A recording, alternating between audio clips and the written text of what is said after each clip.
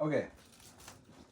So when we test the spirit of a person and the way it should go and the way that God may be speaking, these are things that could help, especially when it pertains to marriage, right? The man who hates and divorces his wife, says the Lord, right? The God of Israel does violence to the one he should protect, says the Lord Almighty. So be on guard and do not be unfaithful to your wife.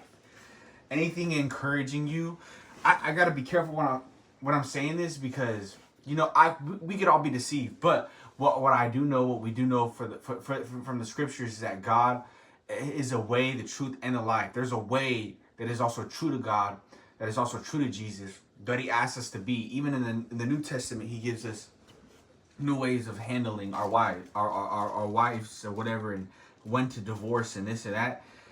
And He set boundaries.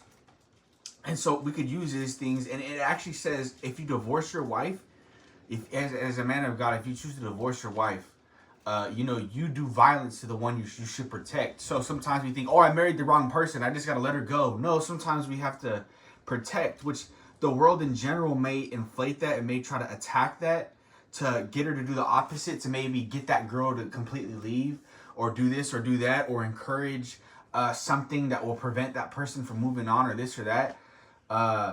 Although we do have the option to leave, but you leave at the hope that you eventually be reconciled, not just to say it, but to truly in your heart believe and hope and pray that eventually they will come back together for the sake of Christ, if she chooses to be married again.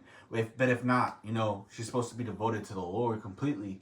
And if she's not willing to do that, I guess pray for their marriage, because they could be saved because of that. They could be saved because someone actually ended up choosing to stay in the marriage, as well as leaving sometimes too. So yeah, but these are things that are true in a man of God. Anybody trying to lead you otherwise, to divorce your wife just because, or this or that, or leave it, oh, you know what, she has this problem, this problem, this problem. If you guys are already married, you pretty much sealed the deal, and let no man separate what God has joined together. And so, it gets to a point where it's that. Don't get me wrong, like I said, there is wisdom. If someone's being abusive, this guy's a murderer or something crazy like that. He's Ted Bundy.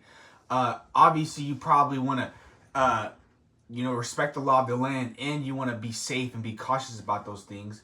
Like I said, if they're unbelieving, you have the right to walk away or be separate to a degree in those circumstances. However, you still want to join back together with them, especially if they haven't committed sexual immorality. So yeah, so marriage is sacred. Keep it sacred. Keep it holy. Don't bring your old stuff or your old